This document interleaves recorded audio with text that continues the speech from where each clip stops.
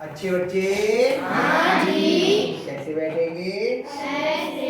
फिर आज अभ्यास 5 करेंगे और जो अध्याय चल रहा है हमारा बीजीय व्यंजकों का भाग एवं गुणनखंड, ये चल रहा है। तो अब हम लोग गुणनखंड करना सीख रहे हैं। 2 सरल संख्याएं हमारी हो चुकी हैं जिससे आधारित हमने गुणनखंड किए थे। एक था a धन b का पूर्ण वर्ग। इसको हम क्या लिखते हैं? a धन b गुणा a धन b, यही तो मतलब है इसका। और जब इसको आपने विस्तार के रूप में लिखा तो ये हो गया था a पे घात 2 धन 2 ab धन b पे घात 2। दूसरी सरल संख्या जो हमने लिखी थी a ऋण b पे घात 2, इसका मतलब क्या है? a ऋण b गुणा a ऋण b। भाई घात 2 का मतलब ये तो है इसकी 2 बार गुणा। अब जब इसका विस्तार किया तो हो गया हमारा a पे घात 2 ऋण 2 ab गुणा धन b पे घात 2। और ये हमने करके भी देखा था a माइनस b की a माइनस b से गुणा करेंगे तो ये भी आएगा। अब हम तीसरी सरल संख्या की बात कर रहे हैं a धन b गुणा a ऋण b, यानी एक बार जोड़ और एक बार घटाना। यहाँ देखो दोनों जोड़ में थे, यहाँ दोनों का अंतर था, अब यहाँ एक जोड़ में है और एक का घटाना है। यदि 2 पद हैं उनके योग और अंतर का गुणनफल है तो ये गुणनफल आता है पहली संख्या का वर्ग ऋण दूसरी संख्या का वर्ग। ये कहां से मान चलिए? इस वाले से, ऋण वाले से देगा।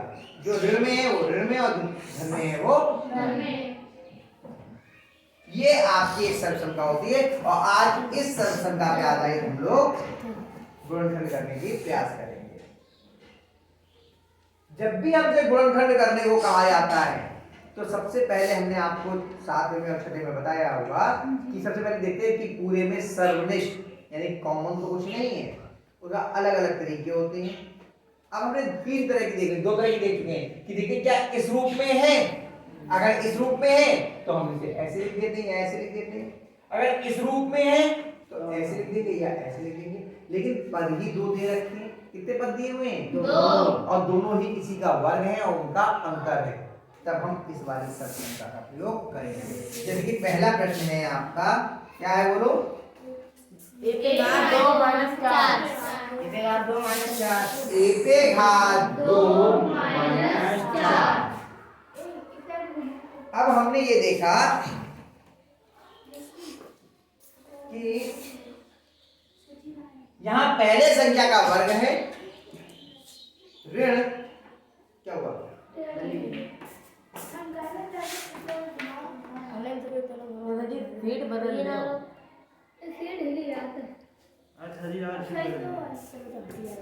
पहली संख्या का वर्ग है ऋण दूसरी संख्या। अब क्या ये वर्ग के रूप में है 4? 4 कितने का वर्ग है? 2 का। तो पहली संख्या का वर्ग है ऋण दूसरी संख्या के वर्ग के रूप में, यानी कि हम इसे लिखते हैं a पे घात 2 बराबर लो ऋण 2 पे घात 2। अब यहाँ पे पहली संख्या क्या हुई? a और दूसरी संख्या क्या हुई? 2। तो यानी इनका योग और इसके अंतर के गुणा के रूप में लिख सकते हैं। ये आपकी मर्जी है, आप चाहे पहले अंतर लिख दीजिए और बाद में योग लिख दीजिए, तो चाहे पहले योग लिख दीजिए बाद में, मर्जी है, आप जैसे भी कर सकते हैं। यानी a प्लस b, तो a कितना हुआ? a और b कितना है यहाँ पर? 2। a प्लस 2 और a माइनस 2। आप इसे पहले जोड़ और बाद में घटाना या पहले घटाना बाद में जोड़ ऐसे भी लिख सकते हो। दूसरा क्या है बताओ? a पे घात 2 माइनस 49 b पे घात 2। अच्छा इसको करना है, हम करेंगे। करोगे? हम करा अरे नहीं। आए क्या? जी हम कर ले। अभी अभी सब लोग करना है।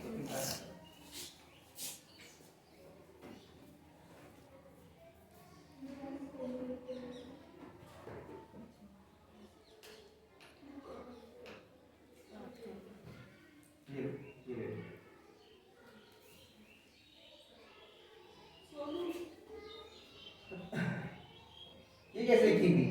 बी लिखा है 6 लिखा है? बी है हाँ बी नीचे लिखो, ये ऐसे कैसे लिखा दिया आपने? सीधा डंडा ऊपर से नीचे लाओ, हाँ पहले नीचे लाओ और आधा ऊपर लेके जाओ, हाँ यहाँ से, हाँ आगे में से गोल करो ना, उल्टा नहीं, नीचे से नहीं ऊपर से, यहाँ से गोल करो। लिखने का तरीका सही नहीं होगा, बीच 6 लगेगा।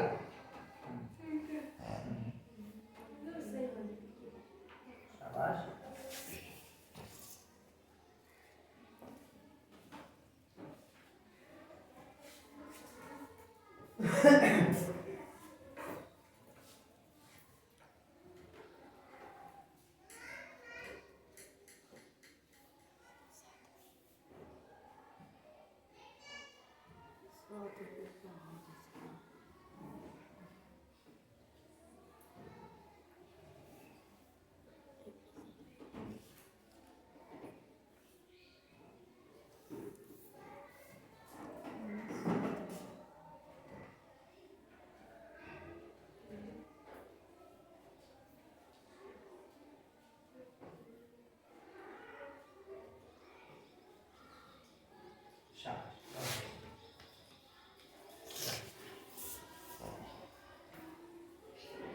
तीसरा x का घात 3 माइनस 121 x।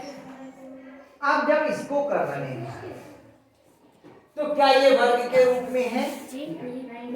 वर्ग का मतलब घात कितनी होती है? 2।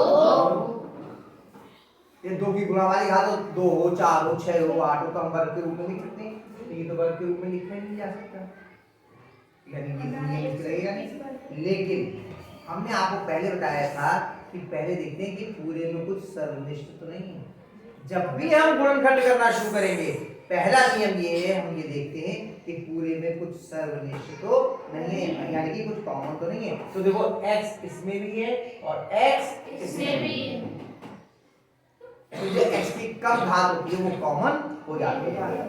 बताया ही आपको, तो x पे घात 1 इसमें कॉमन हो जाएगा। अब इसमें क्या हो जाएगा? x पे घात 2 माइनस 121। देखो x से इसमें भाग किया तो x पे घात 2 बच गया, इसमें x से भाग किया तो x से x कट गया, 121 बच गया। अब देखो x जो है x का वर्ग है और 121 कितने का वर्ग है? 11। कौन करेगा इसके आगे? ना तुम दोनों करो, कौन है?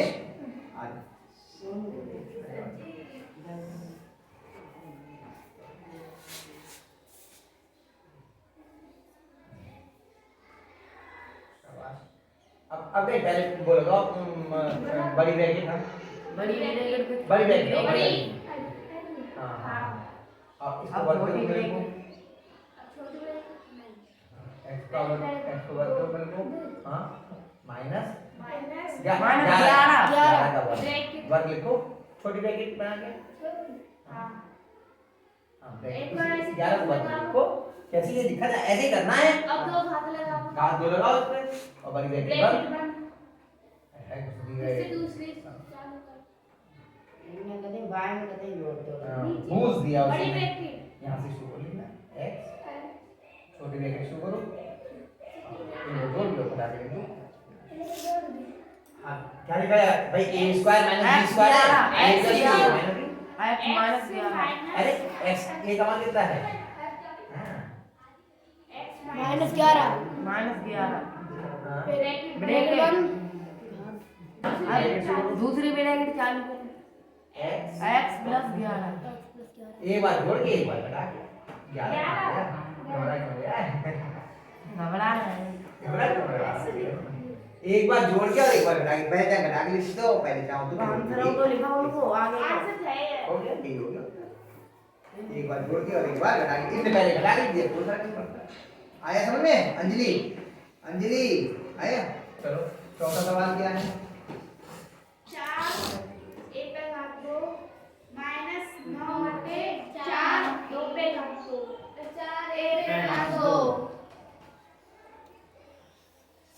ये नहीं 4 के चार बराबर 4 हाँ नीचे यहाँ पर हाँ करे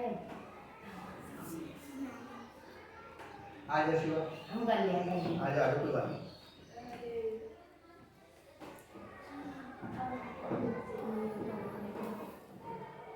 क्या ये वर्ग के रूप में है? 4 a पे घात 2 कितने का 2a का से लिखो बराबर छोटे ब्रैकेट लगाओ 2a संवाद बनाओ ब्रैकेट बंद कर शाबाश 9 बड़ा आगे थोड़ा आगे बढ़ा घुसा के थोड़ा आगे बढ़ा माइनस हाँ अब ये बताओ कितने का वर्ग है ये कितने का ये कितने का वर्ग है 3 और नीचे 2a का यानी ब्रैकेट में 3/2 हो जाएगा 3/2 2a की घात 2 3 बटे 2 a a भी लिखी लिखो सामने हाँ ब्रैकेट हाँ 2 अब देखो a की वैल्यू मूल a का मान कितना हुआ यहाँ पर 2a और b का मान कितना हुआ 3/2a एक बार जोड़ के एक बार घटा के या एक बार घटा के फिर एक बार जोड़ के लिखो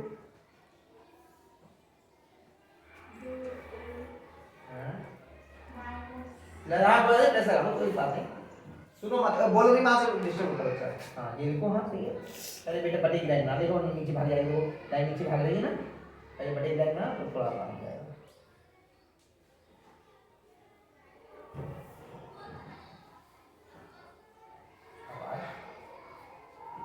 जोड़ दोगे एक बार आगे छोटी बड़ी लीजिए